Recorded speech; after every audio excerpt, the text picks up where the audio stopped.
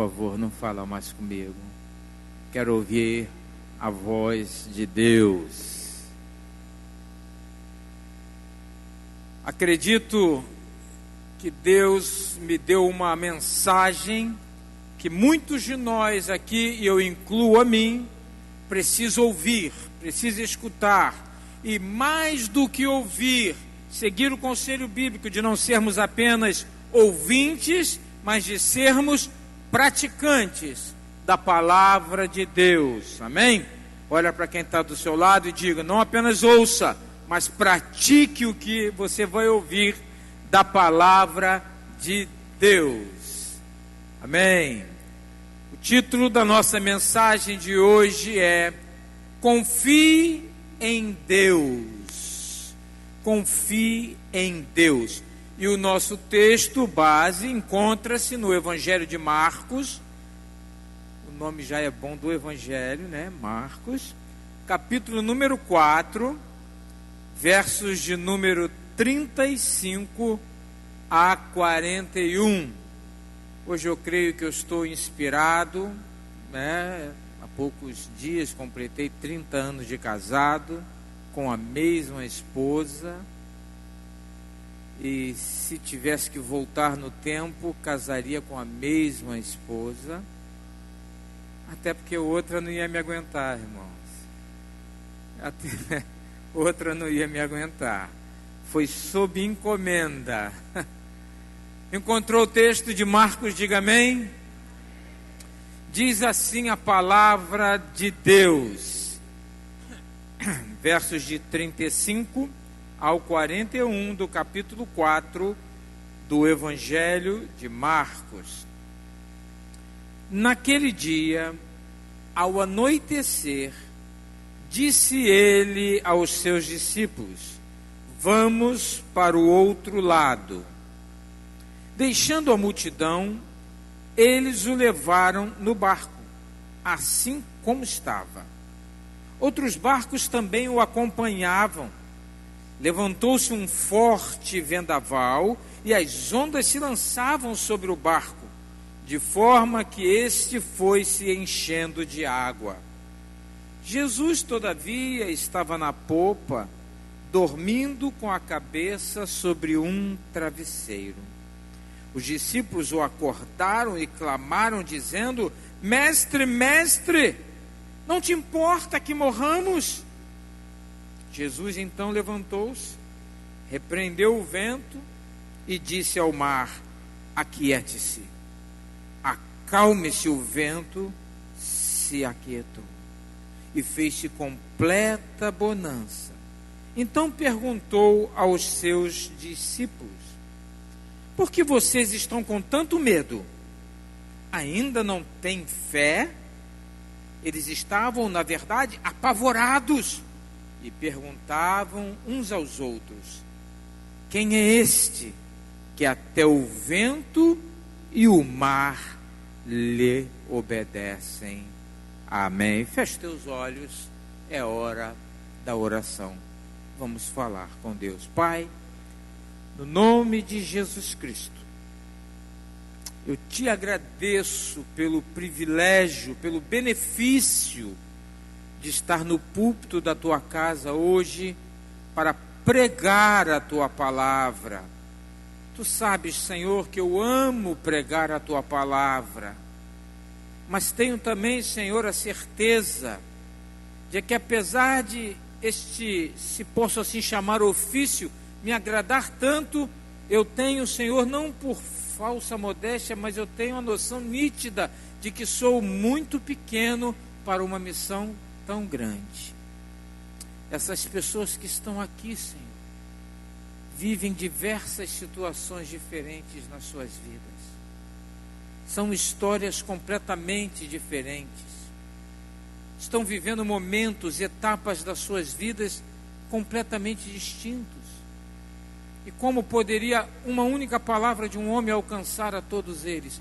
Por isso eu peço, Espírito Santo, leva ao coração de cada um a frase necessária para que saiamos todos daqui abençoados pela boa perfeita e poderosa palavra de Deus.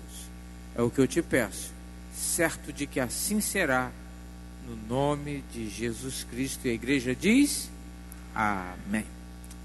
Esse texto, amados, como alguns outros textos, é o que chamamos de clássicos das Escrituras.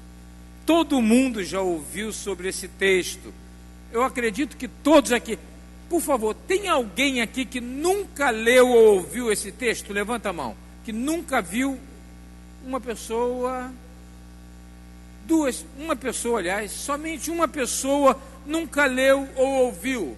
Deixe-me falar rapidamente o que aconteceu. Jesus está com os discípulos de um lado do mar da Galileia, é o local geográfico, e ele ali prega, ele ali ensina, ele ali faz muitos milagres, e depois ele fica cansado do seu trabalho, porque às vezes as pessoas acham que pregar, orar pelos enfermos não cansa, não traz desgaste. Ah, pastor, se o senhor tivesse um trabalho como o meu, de levantar uma parede todo dia lá na construção, se o senhor tivesse um trabalho como o meu, de ter que guiar um táxi o dia inteiro, guiar um ônibus, aí o senhor ia ver o que era cansaço. Bom, o texto diz que Jesus trabalhou durante o dia, mandou que entrasse no barco e disse: passemos a outra margem. Então logo o barco se lançou ao mar. Diz o texto que Jesus calmamente, não apenas adormeceu, mas se preparou para adormecer, se preparou para descansar, porque o texto diz que ele estava com a sua cabeça reclinada sobre um travesseiro. Ou seja, ele foi alguém que preparou ali aquele pedaço do barco onde ele iria descansar.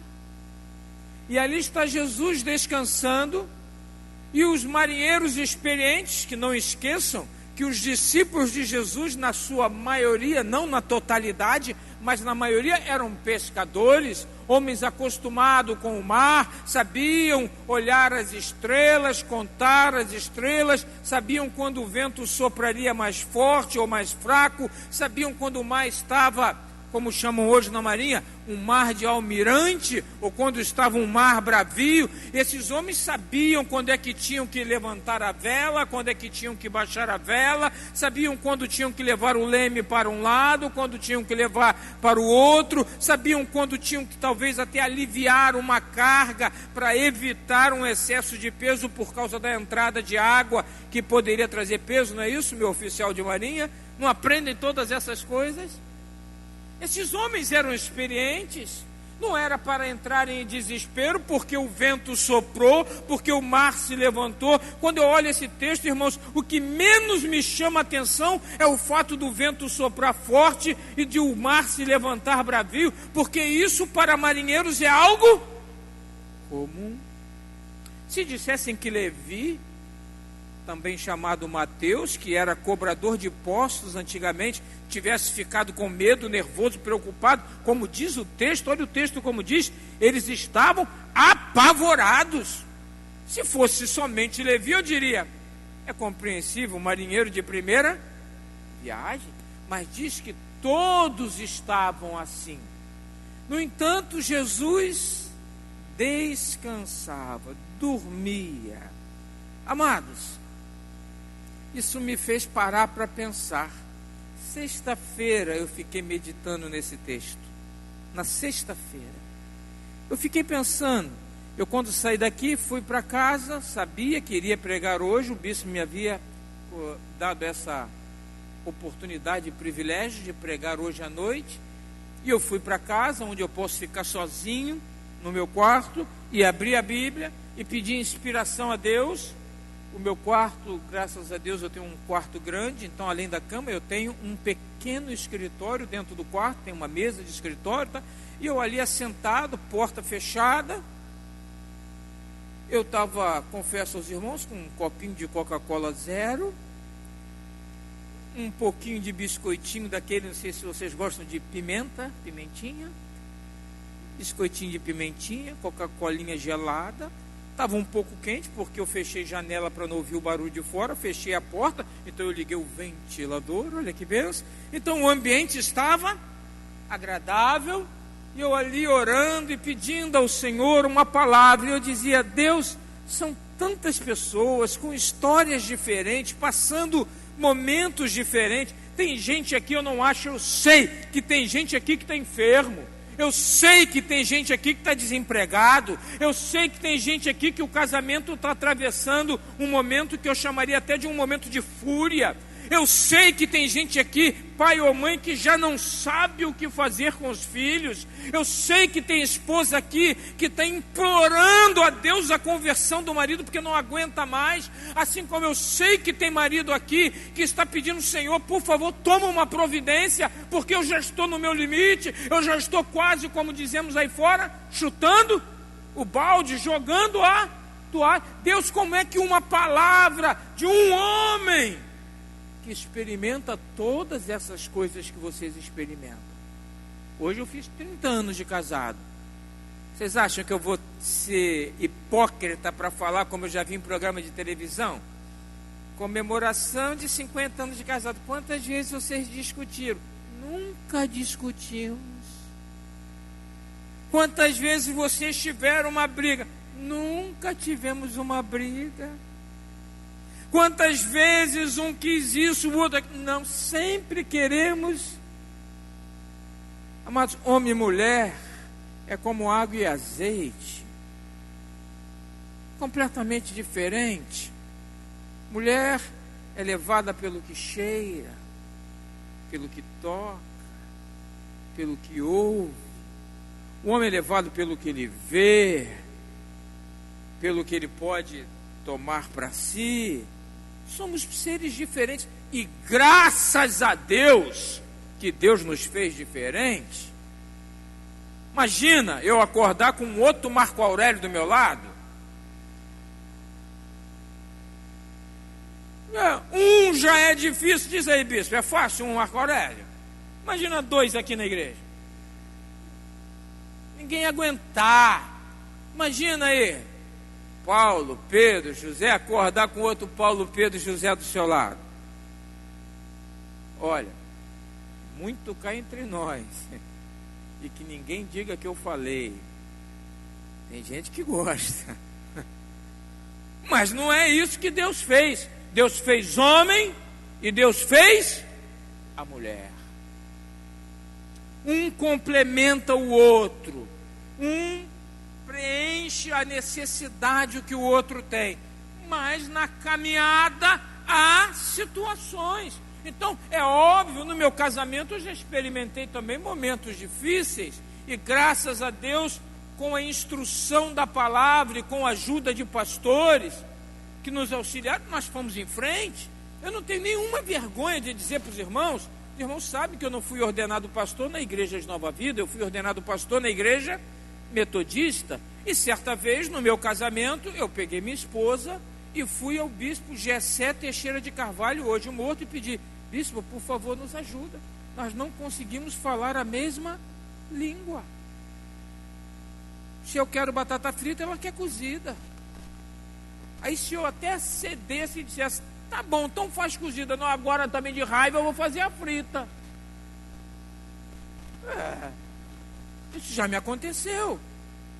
E aquele bispo, que foi inclusive quem pôs as mãos e me ordenou, nos ajudou bastante.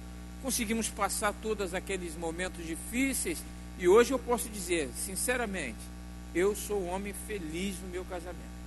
Mas mesmo sendo um homem feliz no casamento, tem coisas que ela quer, que eu não quero, tem coisas que eu... Então, todos nós aqui experimentamos situações. Eu já, uma única vez na vida, experimentei o que é ser demitido de um emprego.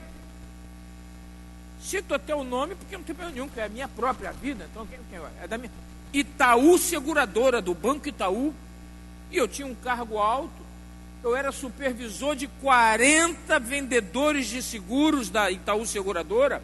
Sexta-feira à noite, eu estou numa comemoração, não sei quantos conhecem um edifício chamado CKR, no centro da cidade, na rua Santa Luzia. É o Clube da Aeronáutica, um prédio redondo. No último andar é um restaurante, cujas mesas ficam em cima de uma pista que tem um sistema de rodar. O restaurante roda e você leva lá o seu tempo jantando ou almoçando, você fica vendo o Rio de Janeiro de diversos pontos. Na sexta-noite estou eu ali sentado, veio o doutor Noronha, diretor-geral de produção do Banco Itaú, estava o doutor, agora esqueci o nome de um outro que era diretor de São Paulo, e o doutor Paulo Cury, diretor-geral do Rio de Janeiro, filial Rio de Janeiro, me entregando uma medalha que eu tenho, gravada, bonita, Itaú Seguradora, campeão nacional de vendas. Sexta-feira. O que você vai para casa pensando? Estou com um futuro brilhante nessa empresa, né? Na segunda-feira eu chego para trabalhar, meu gerente, Marcos França. Quando eu chego, sentei-me na minha mesa, ia ligar o computador, nem liguei. Marco, na minha sala, por favor. Cheguei na sala dele, ele falou assim, essas foram as palavras. É tão traumático que nunca mais esqueci. Antes que você tome o meu lugar, eu vou te mandar embora. Falei, o quê? Você está demitido. Pode ir para o DP. Que isso, Marcos? Marcos também é o nome do cara, Marcos França. Que isso, Marcos? Você vai tomar meu lugar e eu não vou deixar isso acontecer. Você está demitido. Eu desci, fui à sala do... Eu trabalhava no 10º andar. Desci, fui ao 4º andar, a sala do doutor Paulo Cury. Quando pedi lá na secretária que precisava ser ouvido por ele, ele mandou entrar. Quando eu fui entrando, ele disse, eu já sei o que é. Falei, e como é que faz com isso? Não posso fazer nada, Marcos. Você sabe que o Marcos França tem força lá em São Paulo. Então, não posso fazer nada. Então estou demitido, mas eu vou te ajudar. Eu vou abrir portas para você. Eu disse, lhe agradeço, doutor Paulo Cury, mas não preciso que o senhor faça isso. Eu sou um profissional conhecido no mercado. Graças a Deus, irmãos, 4 dias depois, eu era supervisor geral de produção de seguros do Banco Nacional. Não pedi emprego. Eles me convidaram quando souberam da minha demissão. Telefonaram para minha casa para me chamar. Então, eu sei o que é um dia você chegar no trabalho e ser demitido. Parece que o vento sopra, parece que o mar levanta, não é assim? E olha, e assim, eu conheço isso. Eu conheço, amados, o que é ser próspero, de ter dinheiro, de poder dizer o que eu quero comer hoje. E quando fui missionário, eu sei o que é ter a geladeira com água, e puramente água. E não vou gastar tempo, vocês já conhecem essa história. Então, quando eu olho para esse texto, o que menos me chama atenção é o fato de que o mar soprou, o vento soprou e o mar se levantou, porque todos nós já conhecemos isso, aqueles homens já conhecem. Quem aqui já passou por um vento bravio na vida, diga amém. Quem já um dia sentiu que o mar parece que ia te engolir, diga amém. Isso todo mundo conhece. O interessante é que se você lê, isso foi o que me chamou a atenção essa semana, na sexta-feira. O texto, amados, na verdade, não diz que eles estavam apavorados por causa do mar. E eu sempre interpretei assim. Não sei se o bispo vê esse texto assim, se os pastores vê, mas eu sempre que li, falava o que eu disse no início da mensagem: como pode esses homens estarem apavorados? Eram homens experimentados. Nessa sexta-feira eu tive uma inspiração de Deus. Realmente esses homens eram experimentados, eles não estavam apavorados porque o mar se levantou ou porque o vento soprou, não. É claro que eles pediram ajuda, e pediram a quem? A quem eles sabiam que podia ajudar. Sabe quem é que pode te ajudar sempre? Jesus Cristo. Diz para o seu irmão do lado: quem pode te ajudar é Jesus. Às vezes a gente acha que quem pode ajudar é aquele parente mais rico, é aquele amigo numa posição melhor, é aquele camarada que tem lá uma ligação com não sei quem. A gente às vezes acha que quem pode nos ajudar é alguém daqui, dali ou da colar. Só para te dar uma ideiazinha de como que Jesus faz. O Marcos França, que me mandou embora da Itaú, depois foi meu vendedor na Companhia de Seguros Previdência do Sul. Eu gerente geral e ele vendedor. Foi mandado embora da Itaú. Foi mandado embora. Deus faz assim. Deus, como é que fala a Bíblia? Para cada dia de humilhação, Deus te dá o quê? Dupla honra. O que esses homens estavam apavorados? Vou te lembrar o texto. Não era por causa do mar. Depois que o vento aquietou, que tudo se aquietou, o texto diz que eles estavam apavorados, se perguntando uns aos outros: quem é esse que o vento e o mar lhe obedecem? Eles ficaram apavorados, foi do seguinte: estavam acostumados a ir ao mar e ver que quando o vento sopra, sopra e ninguém para. Que quando o mar se levanta, se encapela, não tem quem possa parar. De repente eles dizem: Jesus, não te importa que morramos, nos ajude. E aí olha um homem, olhar para o mar e dizer: aquieta. Olhar para o vento e dizer: acalma. E o texto diz: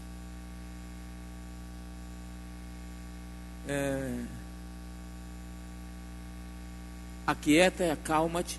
E o vento se aquietou e fez completa bonança. O que deixou esses homens apavorados foi: quem é Jesus? Quem é esse homem, meu Deus do céu? Quem é esse que está dentro do barco? Quem é esse? As pessoas ficavam assim quando se encontravam com Jesus. Quando aquele homem foi procurar Jesus, porque ele tinha um servo que estava doente dentro de casa, Jesus disse para ele: tá bom, nós vamos lá. O que foi que aquele homem disse? Eles sabiam: Jesus é diferente, Jesus é muito grande, Jesus é santo, Jesus não é como nós. Ele chegou a dizer assim: Senhor, eu não sou digno de que entres na minha casa, mas manda uma palavra, diga uma palavra e o meu servo será salvo. Certa vez, quando Jesus quando os discípulos chegaram de volta na praia, tinha peixinho pronto para eles comerem, já assadinho, tinha pãozinho, eles comeram, daqui a pouco diz a Bíblia que Pedro tem um momento de lucidez e diz o que para Jesus? Senhor, afasta-te de mim, porque eu sou um pecador. Quando Jesus prega na frente do templo e traz uma palavra de juízo, diz que o povo queria ouvi-lo, mas queria ouvi-lo por quê? Como é que diz o texto? Porque ele fala como quem tem autoridade, não fala como os outros. Isso não é um tagarela, isso não está trazendo uma religião nova, isso não é apenas um fundador de igreja, isso não é um armador, isso não está atrás do meu e do teu dinheiro, não, amados. É por isso que eu sou contra mesmo, me falo de púlpito, esse negócio de traz 1.000 de oferta que você vai receber 10.000, é mentira, hein? É mentira. Jesus não é banqueiro, não é overnight, nem bolsa de mercado, não. Ele abençoa quando você traz ou 1 milhão, mas que você fez o seu melhor. O bispo lembrou aqui hoje, aquela mulher trouxe 2 moedinhas, é o que ela tinha, era o seu melhor. Aí ele abençoou, e eu acredito nisso. Eu acredito sim. Irmão, olha aqui, presta atenção. Me desculpa, mas eu vou falar. Se você pode ajudar mais a sua igreja financeiramente, não faz, você perde a bênção de Deus. Agora, se você faz o seu melhor, a bênção de Deus está prometida sobre a sua vida. E quem está prometendo é aquele que acalma mar e aquieta vento. Não é qualquer um, não. Não sou eu, não. Eu sou radical. Uma vez eu fiz uma coisa que deu o que falar depois. Aí eu disse para mim que nunca mais ia fazer para evitar de dar escândalo. Não vou fazer não, só vou dizer o que eu fiz. Um dia eu falei assim numa igreja que eu estava pregando, eu era pastor nessa igreja. Eu era o pastor regente da igreja. Eu falei assim: ou essa palavra se cumpre, ou ela é uma mentira. E se ela for uma mentira, aí eu joguei a Bíblia assim no púlpito. Mas eu não joguei a palavra de Deus, irmãos. Eu joguei um livro, papel. A Bíblia diz para a gente guardar a palavra de Deus na tábua do nosso coração, para não pecar contra ele. Eu sei que a gente tem que ter respeito pela Bíblia e tal, mas eu apenas quis fazer um gesto forte para ficar gravado. Não vou fazer mais, porque tem gente que não vai entender. É assim mesmo, nem tudo que eu fizer você vai entender, nem tudo que você fizer eu vou entender. Somos diferentes, né? Então eu quero evitar controvérsia, não vou jogar. Mas comigo é assim mesmo, irmãos. Ou essa palavra se cumpre, ou ela não serve para nada. É conversa então para boi dormir. Agora, quantos creem que a Bíblia é a palavra de Deus? Digam amém. Aplauda o Senhor pela sua palavra. Ela é tremenda, ela é poderosa, ela é a palavra inspirada pelo Espírito Santo de Deus e se cumpre sempre e na vida de todos. Aleluia. Então, amados, a nossa fé tem que ser assim. A gente tem mesmo que ficar abismado diante de Jesus mesmo, abismado mesmo. Preguei aqui quarta-feira passada. Está doente? Calma, vai passar. Quem me deu essa frase foi o bispo. Vai passar. Está desempregado? Calma, vai passar. Está um arranca-rabo lá na família? Ei, não põe mais gasolina não. Calma, vai passar.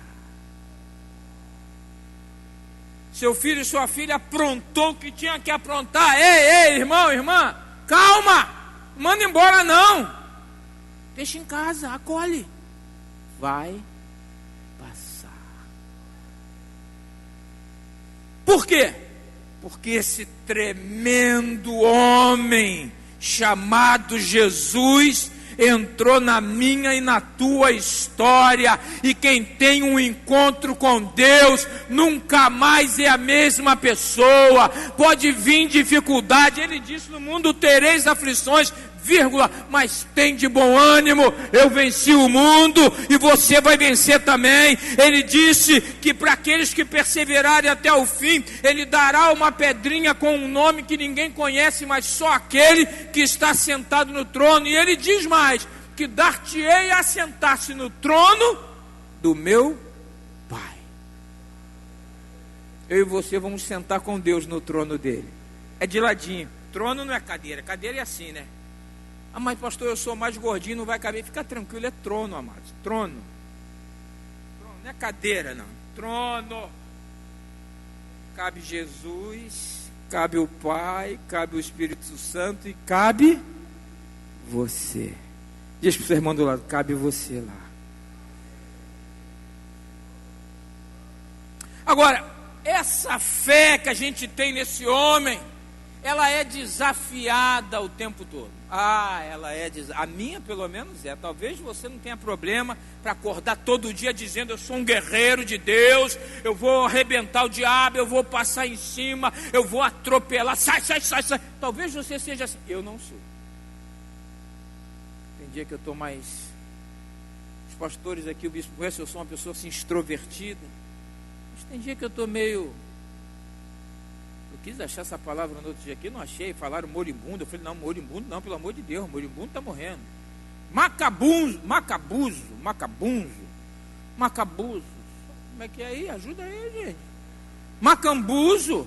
Tem dia que eu estou meio macambuzo, mas também tem dia que eu estou sapatinho de fogo. É desse jeito, tá rindo, diácono? É desse jeito. A nossa fé, ela é desafiada. E eu anotei aqui, por causa da hora, porque eu estou com vontade de pregar hoje, viu? Estou com vontade de pregar. Eu queria pregar aqui para você até as 11 horas da noite, mas não posso. Não posso, que eu recebo um cartão vermelho depois, não posso. Mas eu anotei aqui, queridos, 3 inimigos que são aqueles que você tem que ficar com o teu desconfiômetro ligado, porque eles tentam roubar a minha e a tua fé. Agora eu vou te dizer, Deus te fez para ser um vencedor. Não estou pregando aqui aquela teologia doida da prosperidade, de que vai ganhar 1 bilhão, que você vai conseguir o Fort Knox para você. Não estou falando disso não. Mas Deus não te fez para viver chorando pelos cantos, contando moedinha para comprar um pão. Deus não te fez para isso. A palavra de Deus no livro de Provérbios diz: duas coisas eu pedi ao Senhor.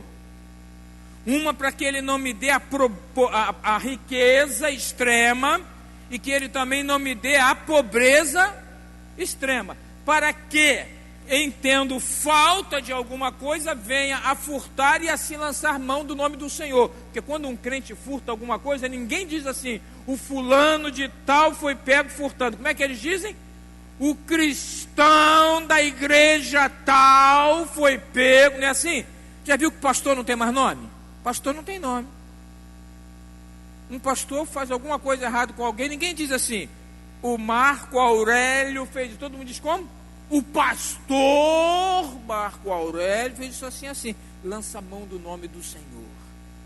E ele diz também: não me dê também a riqueza, para que, em sendo autossuficiente, venha me esquecer do Senhor. Não preciso de Deus para nada, tem tudo sobrando. Tem de tudo sobrando. Ele diz isso. Então, querido, Deus não fez você nem para Ele transformar você no top dos tops. Ele pode fazer se Ele o quiser, se Ele decidir, mas não é obrigado por essa palavra. Mas Ele também não fez você para andar mendigando um pedaço de pão. E isso é promessa. Fui jovem, hoje sou velho, nunca vi um justo desamparado, nem um justo a mendigar o pão, nem a sua descendência a mendigar o pão. É promessa de Deus. Então, você tem que ficar atento, porque Deus te fez para ser um vencedor. Mas tem 3 inimigos, 3 ladrões, 3 demônios, que eu vou dar o nome deles aqui, que querem roubar a tua bênção. Diz para quem está do teu lado assim, ó: fica ligado agora, fica ligado agora. E depois você vai me dizer no final desse culto se isso aqui, os 3 que eu vou dizer, se os 3 já não bateram na porta da sua vida. Ó, na minha trevo a dizer assim, ó: não foi um ou outro que bateu na porta da sua vida, não. E nem é que eles vão bater, não. Os 3 já bateram na porta da vida de todo mundo que está aqui. Primeiro demônio chama-se circunstâncias. Deus diz para você assim: você vai ser próspero, sua família vai ser uma bênção.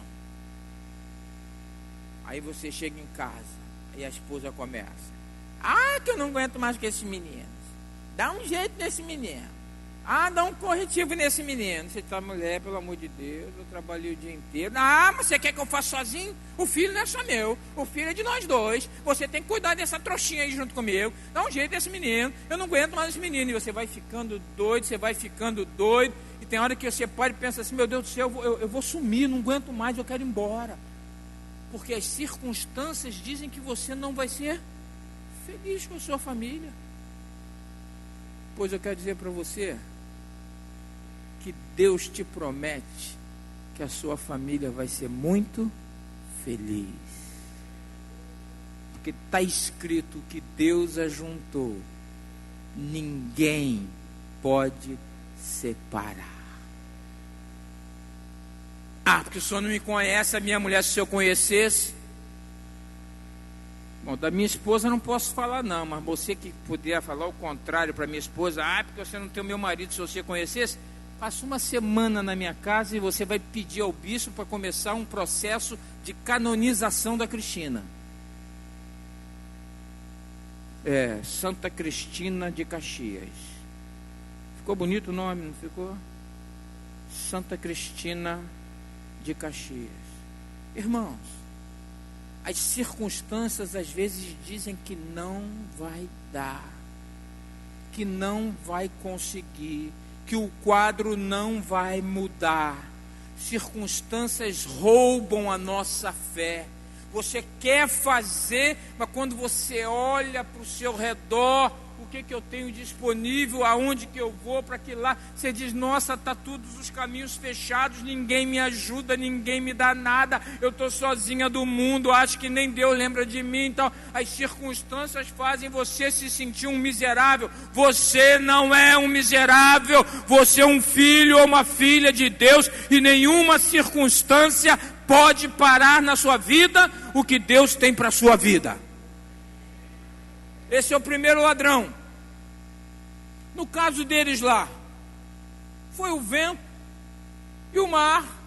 A circunstância dizia o quê? O barco vai afundar, mas se Jesus está no barco, o barco vai seguir.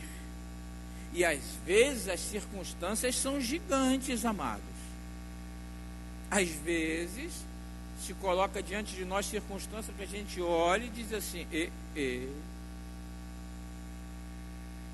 Já usou essa expressão? Eu já.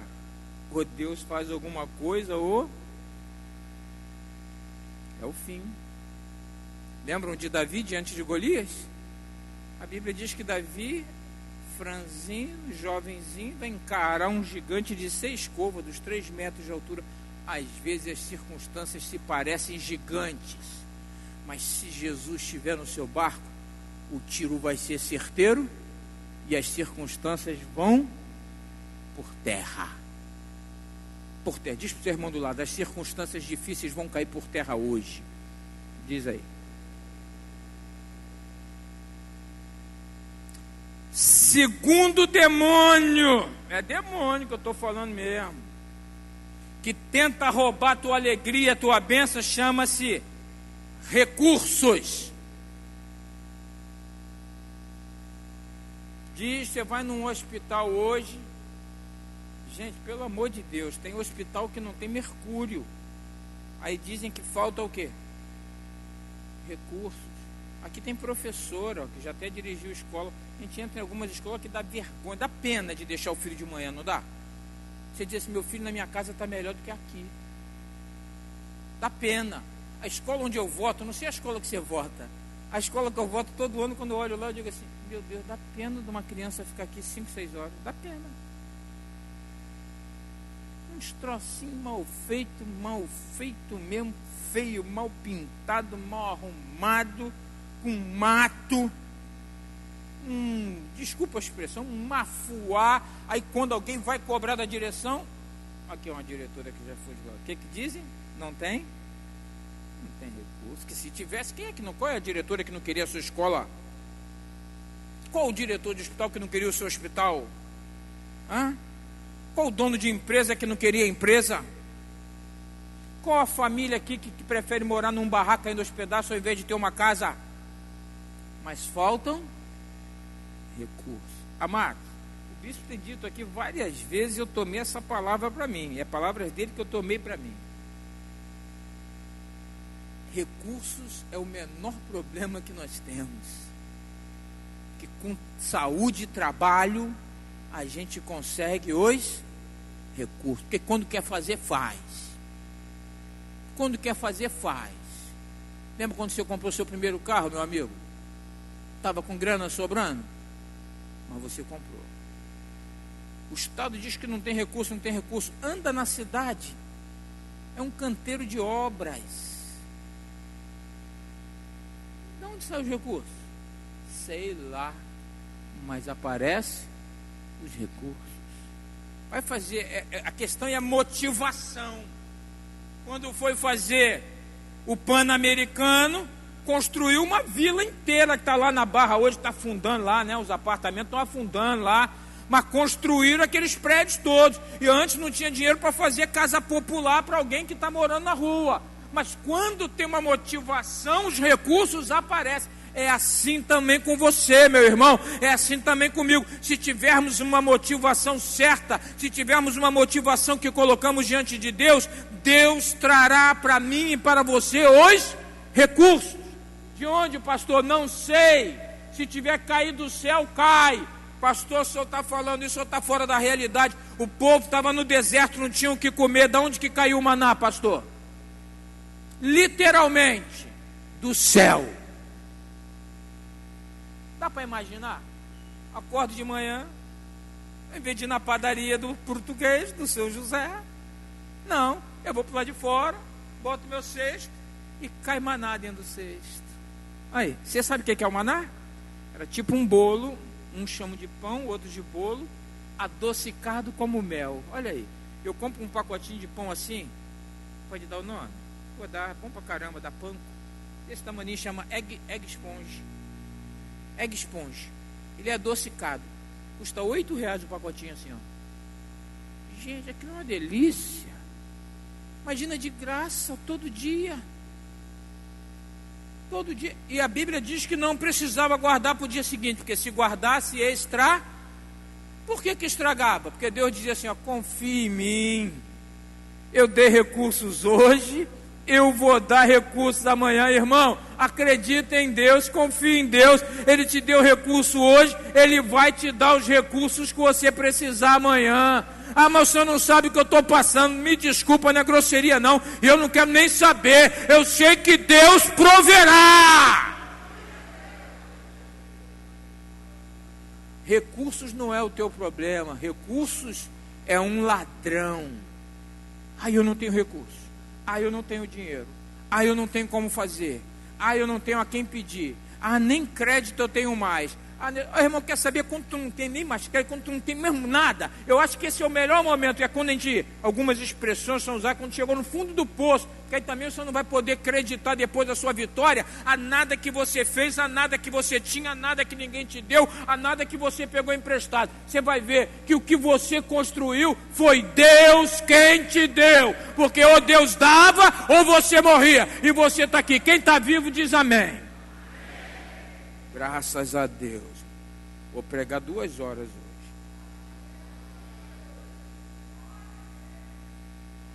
Aleluia.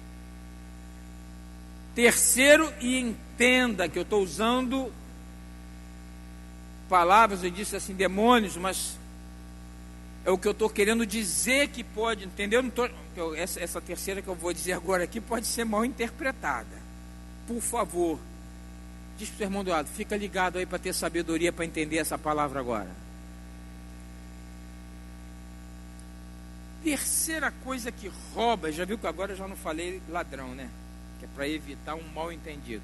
Terceira coisa que rouba nossa fé, mina nossa confiança em Deus, chama-se pessoas. A Bíblia diz que dá. E às vezes uma pessoa dentro de casa que até te ama, diz que não dá. Vai nisso não, meu filho, pelo amor de Deus, meu filho. Tenha juízo, meu filho. Faz isso. Amado, eu não estou aqui para incentivar ninguém a fazer loucura. Eu conheço um pastor, e sei que alguns pastores aqui também conhecem ele, que trouxe um problema sério numa igreja dele. Igreja da qual eu fui pastor também. Um monte de gente que se endividou em banco, porque ele diz, pode ir lá fazer o empréstimo e fazer o que você tem que fazer, que vai arrebentar, e realmente arrebentou com a vida de um bocado de gente. Vou mencionar o nome não, pois se o bispo não sabe quem é, quiser me perguntar, eu digo para ele quem é. Eu Marco Aurélio, atendi uns 8 com a vida arrebentada financeiramente por causa disso, em gabinete. Não estou dizendo isso. Eu não estou dizendo para você que se sua mãe, ou seu pai, ou seu irmão, ou seu pastor, ou seu companheiro de igreja te diz, não faz, larga de mão, vai lá no banco, pega dinheiro e dá um passo. Não estou dizendo isso não. Eu estou dizendo o seguinte, amados, se você, preste atenção, recebeu uma palavra de Deus, não ouça mais ninguém, porque a palavra não foi para o outro, ele não vai entender. Ele não vai, irmãos, porque tem coisas que o outro, por te amar, vai dizer, não faz, cara. Eu contava para o bispo aqui na sexta-feira, eu comecei uns anos atrás um ministério de evangelismo de rua chamado Ministério Evangelístico Jeová Nissi. Jeová Nissi é um dos nomes de Deus usados no Antigo Testamento, que significa em hebraico, o Senhor é a nossa bandeira. O símbolo era uma bandeira.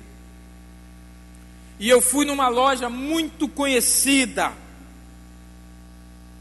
como também o fato é meu, posso dizer o nome, chamada Guitarra de Prata. Já ouviram falar na Rua da Carioca? A Guitarra de Prata, uma das mais antigas do mercado. E eu fui lá para comprar instrumentos para esse ministério de rua aqui. Qual era a minha estratégia? Fazer uma música linda na rua sem letra. Porque você começa a cantar de Jesus e tal, o povo logo... Isso é coisa de crente, né?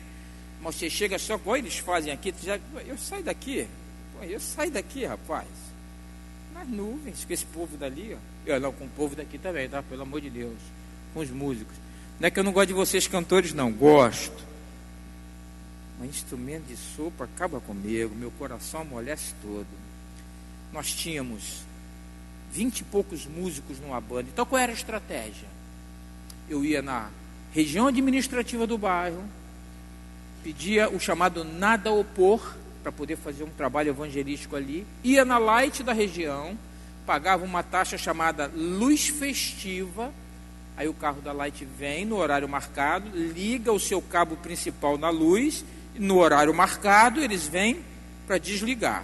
Eu tinha uma central de luz que ficava ali e tudo o mais era conectado ali, então ligava todo o som, todos os equipamentos, e era só música fera. Depois de cantar umas 4 ou 5, entrava eu cantando. Que lindo. Imagina, eu cantava assim, na época era música. De longe avistei um homem de branco. Então me aproximei para ver quem era. E na época, mas... Isso era o Zé de Paula, estão lembrados? Não é do teu tempo não, né? Enfim, aí cantava eu, cantava outro, aí ficava assim, ó, o ponto que a gente mais fazia, rodoviária da Pavuna, em frente à rodoviária da Pavuna, tem aquela delegacia, o quintal, um terreno que tinha atrás, ou debaixo do viaduto Negrão de Lima, agora não dá mais, que tem grade, mas era aberto, subíamos com um caminhãozinho ali, eu pregava em cima daquele caminhão, a banda lá em cima também do caminhão, depois eu subia, cantava o Homem de Branco, que é do Zé de Paulo, e depois, não, Vitorino Silva, e depois eu pregava. Eu não gosto do Vitorino Silva não? Pelo amor de Deus, eu gosto, pô. 53 anos, pô. Eu pregava. Enfim, fui na Guitarra de Prata comprar os instrumentos. Quando estou lá, faz as contas, é um trombone de vara de um que não tinha o dinheiro, é o saxofone do outro que também não tinha instrumento, era a bateria, era isso, aquilo, somou tudo, caixa de som mesmo, blá, blá, pá, pum, pá, 10 parcelas de tanto.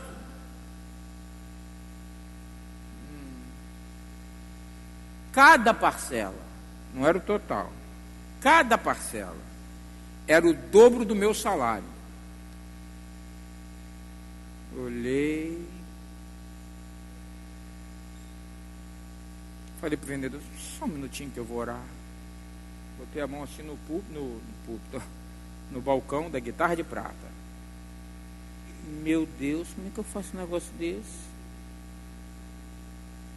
Meu Deus, comprei isso no sábado. Itaú Seguradora, você já vai entendendo o que aconteceu, né? Na sexta premiado, no sábado fazendo essas compras, feliz, campeão de vendas, mas meu Deus, eu escuto uma voz, não foi no coração, não foi uma voz como você está ouvindo a minha por essas caixas de som. Compre tudo, porque tudo será pago. Eu levantei a cabeça, perguntei para o vendedor, o senhor falou comigo?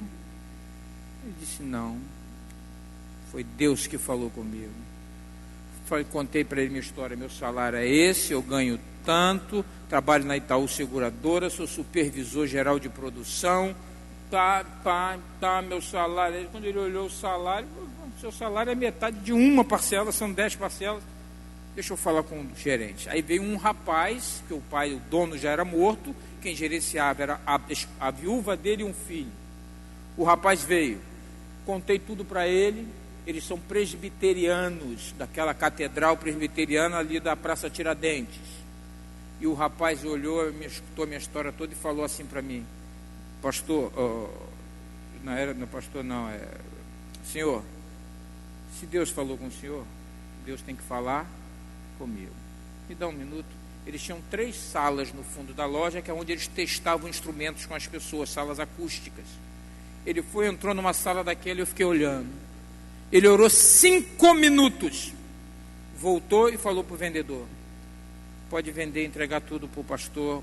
Novamente, pastor, já é meu hábito. Pode vender tudo, entregar tudo, que Deus já falou comigo. Amém? Glória a Deus. Na época fazia carnezinho já na hora ali, de papel, para você, 2 partes, né? Quando você pagava, dava a quitação numa e na outra, e assim fez tudo. Eu tinha uma Brasília, que não era amarela, mas eu tinha uma Brasília branca, enfia tudo dentro da Brasília. A Brasília tinha troço para tudo quanto é lado. Vai embora, chama o pessoal do Ministério Jeová Nissi, apresenta o nosso equipamento de som, caixa de som amarrado em cima da carroceria, do teto. Eu tinha bagageiro em cima e tal. Na segunda-feira eu fui mandado embora. Fui para casa, me ajoelhei e falei com Deus. E Deus aquietou meu coração. Aí começou, eu trabalhava na Itaú Seguradora. Eu era empregado de uma seguradora, eu não era corretor de seguros. Mas aí começa o telefone da minha casa a tocar. O senhor Marco Aurélio, fulano me indicou para o senhor faz seguro de carro? Faço. O senhor podia fazer o seguro do meu carro? Eu não tinha licença de corretor de seguros. Mas disse, faço, senão dava dinheiro. Fui no primeiro patrão que eu tive, ABC Corretora de Seguros, ABC de Ari de Barros Costa. Fui lá, conversei com o senhor Ari, ele falou: não, Marcos, você pode começar a angariar seguros, que eu te dou 70% da comissão. 30% parte é para pagar os impostos, e um pedacinho que eu ganho, 70% eu te dou livre, em dinheiro. Falei, está fechado. Meus amados, começou a me ligar gente que fulano indicou, que não sei quem mandou, e outros que eu também visitei. Enfim, me tornei um corretor de seguros de sucesso. Paguei aquela que era 10 parcelas, eu paguei, não me lembro bem, se 4, 5 ou 6 parcelas. Eu paguei tudo, mas tudo porque eu tinha recebido uma palavra de Deus. Se eu fosse falar com a minha mãe ou com a Cristina, o que elas diriam para mim, apesar de me amarem, e até por me amarem? Faz isso não, Marco. Isso é loucura. E eu vou dizer para você, é loucura mesmo, não faz não, amado. Não faz não. Agora, se você recebeu uma palavra de Deus, vá em frente. Quando Davi recebeu essa palavra de Deus de enfrentar Golias, o que os irmãos dele falaram para ele? Vai para casa, rapaz. Isso é um gigante. Isso não é para entregador de queijinho, não. Isso não é para pastorzinho, não. Isso é coisa para guerreiro. Se nós que somos guerreiros não enfrentamos ele, como é que você enfrenta? Quando Davi foi lá, como é que ele foi? O gigante olha, menospreza, ele vai com uma funda que é feita de pau, né? É uma tiradeira, umas pedrinhas, o gigante se sente até indignado. Acaso sou eu um cão para tu vires a mim com pedras e paus? E ele diz, tu vens a mim com espadas e lanças, mas eu vou a ti em o nome do Senhor dos Exércitos. Tinha uma palavra de Deus, com uma única pedra o gigante caiu. Amado, dê ouvido ao que Deus te diz e não o que as pessoas dizem. Eu não estou falando para desprezar um conselho. Conversou com o seu pastor, recebeu um conselho, ele é homem de Deus. Mas se você tiver muito forte a certeza, mas pastor, mas Deus me falou isso assim, aí na verdade você não precisava nem ter ocupado o tempo do pastor. Porque para que você ocupou o tempo do pastor se você tinha uma palavra de Deus? Eu tenho algumas decisões para tomar, que até hoje não tomei, por quê? Porque eu fico assim, é minha vontade, eu não é, então encho a paciência às vezes do bispo até com ela, porque ainda não veio aquela palavra assim, que a hora que vier uma palavra assim, a decisão vai ser tomada. Porque quando Deus fala, Ele é o responsável pela sua palavra. O Deus que começou a boa obra é fiel para cumpri-la até o dia de Cristo. Então eu quero encerrar dizendo, aqueles homens estavam apavorados e com razão.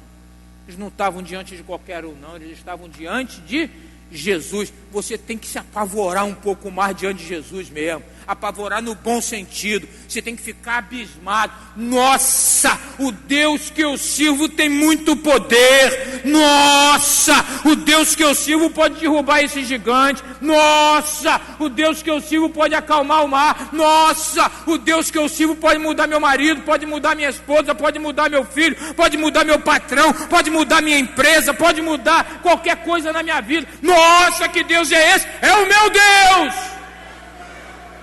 É o teu Deus! Confia nele. A gente confia em tanta gente, confia em tantas coisas, a gente confia no dinheiro. Se eu tenho, irmão, não confia no dinheiro, não confia no estudo. Trabalhe para ganhar o dinheiro, estude para se preparar melhor, faça tudo que está ao seu alcance, mas ponha a sua confiança, eu termino dizendo, única e exclusivamente em Jesus Cristo, o Senhor da glória. Fica de pé e vamos adorar ao Senhor. Aleluia! Confie em Deus, confie em Deus, e você não vai se decepcionar. Ah, mas eu já me decepcionei. Você pode ter se decepcionado com um pastor, você pode ter se decepcionado com um líder, pode ter se decepcionado com uma pessoa, mas com Deus não tem ninguém que possa dizer, eu estou decepcionado. Aliás, tem um.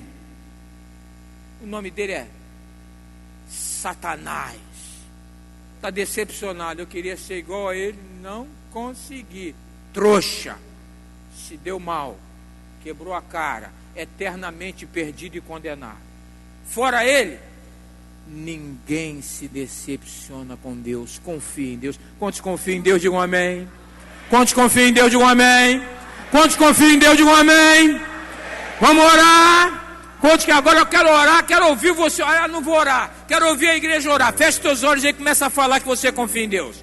Começa aí, declara aí que você confia em Deus. Quero ouvir. Mais alto, irmão, faz isso bem alto. Mais alto, irmão. Diga aí, Deus, eu confio em ti. Vou fazer a minha fora do microfone. Vou fazer a minha fora do microfone também. Deus, eu confio em ti. Eu confio nas tuas promessas.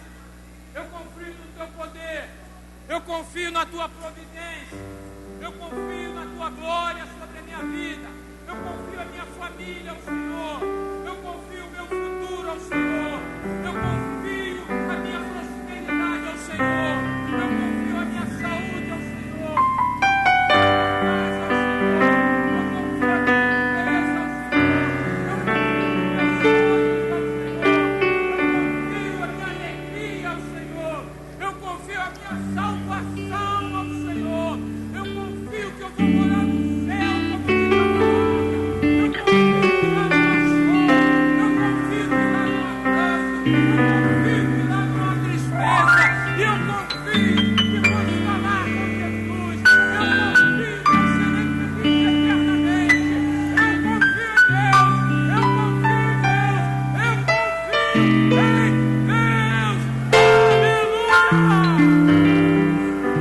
Você confia em Deus, aplauda Ele agora.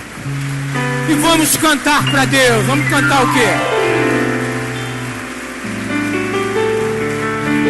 Vamos cantar. Quero sempre estar diante de ti, no teu altar. No teu altar. Oh, aleluia.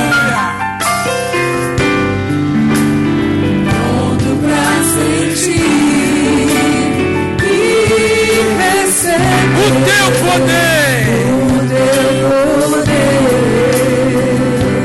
amém. Além do véu, Deus deve estar, vem fluir a tua unção e transformar teu coração. Quero todo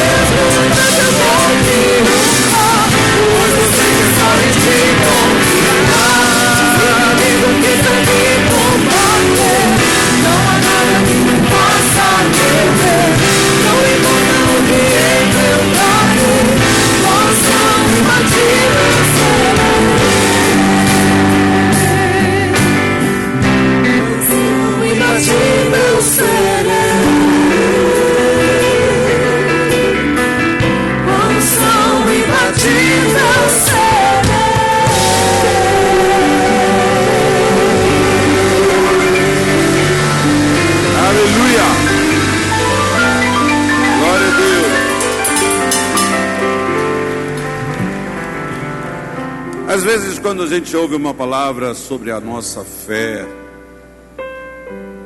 a gente, quando é chamado para orar, vamos orar. Às vezes a gente tem uma tendência a dizer: Senhor, me perdoa a minha dúvida, me perdoa a minha incredulidade. Mas incredulidade e dúvida não é uma questão de você pedir perdão. Quando a gente ouve a palavra de Deus, Deus não quer mais saber daquele momento que a gente ouviu a palavra para trás. Deus quer ouvir de mim, de você: eu confio em Ti, Senhor. Ele quer saber que você abandona a atitude errada. Ele quer saber que você toma uma decisão de confiar nele. Ah, Senhor, me perdoa. Porque às vezes a gente pede perdão da dúvida e continua com a dúvida. A gente às vezes pede perdão pela desobediência e continua desobedecendo. Então, temos que tomar esta posição de fé. Aleluia. Eu confio em Deus. E aí eu não quero saber. Confiar em Deus é suficiente. Eu não quero saber das outras influências. É preciso esta posição. Só vim terminar o culto para pedir a oração de todos vocês pelo pastor Marco Aurélio.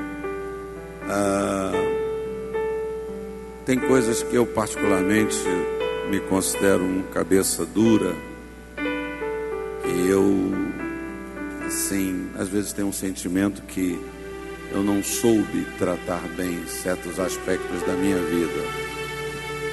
E um dos aspectos foi um daqueles que, mesmo Jesus sendo quem ele era, Jesus cuidou. Mais de uma vez nós lemos no Evangelho que Jesus saiu para descansar. Porque nós precisamos tratar desta área da nossa vida. Às vezes a gente dá uma de super. Eu cheguei a ter orgulho de dizer que, como pastor, eu fiquei 5 anos sem tirar férias. Quando eu podia, depois eu não podia mais tirar férias. Não tinha mais condições de sair, não tinha nem para onde sair, nem para onde descansar. Então o pastor Marco Aurélio está passando por uma estafa mental, emocional, e ele vai estar de licença por 2 meses. Então a nossa oração por ele, que esse período, né? Às vezes a gente tem que ouvir de uma pessoa: você precisa parar, você precisa descansar. Mas a fé não é remédio para tudo? Sim, a fé é uma provisão sobrenatural. Mas Jesus saiu para descansar. Será que Jesus não tinha fé? Então ele tinha fé. Então, estou só compartilhando que você vai ter a ausência do pastor aqui por 2 meses, por uma recomendação médica. O médico escreveu e usou essa expressão para ele: não precisa escrever, não, eu vou escrever, você mostra lá para o seu bispo. Ele falou para o médico que ele tem um bispo muito encrenqueiro, que dá muito trabalho, que não dá descanso. Então o médico logo falou assim: não, eu vou escrever aqui que você tem que parar 2 meses. Então vamos orar pelo pastor, vamos orar pela ausência dele, que esse tempo seja um tempo acima de tudo de Deus na vida do pastor Marco Aurélio, da sua esposa. Vamos orar então. Pai, nós oramos pelo pastor Marco Aurélio, te damos graças porque o Senhor nessa noite o usou como instrumento para nos abençoar através da sua palavra, e nós pedimos que o Senhor o abençoe neste tempo, que com sabedoria, com prudência, com equilíbrio, obviamente sem abrir mão da nossa fé, da nossa dependência de Ti. Teu filho vai estar com esta licença, e eu peço que esse tempo seja suficiente, que esse tempo seja um tempo que traga esta restauração, este renovo, todas as áreas do Teu servo, que o Senhor possa abençoá-lo, que o Senhor possa guardá-lo, que o Senhor possa falar com ele, que este tempo seja um tempo de uma íntima, profunda comunhão contigo, com a Tua palavra, com o Teu Espírito, que o Senhor possa suprir cada uma das suas necessidades, o Senhor possa abençoá-lo todo este tempo, Pai. Obrigado por esta noite, por este encontro, obrigado pelas pessoas que vieram aqui pela primeira vez, que o Senhor possa guardar, abençoar a vida de cada uma dos Teus filhos. Nos concede a todos uma semana de paz, uma semana de bênção, de vitória. Guarda a saída, a entrada do Teu povo, que cada dia o Teu nome seja glorificado nas nossas vidas. Obrigado por tudo, nós Te agradecemos em nome de Jesus, e que todo o povo de Deus diga glória a Deus. Uma boa noite para você, vá em paz, Deus te abençoe rica e abundantemente.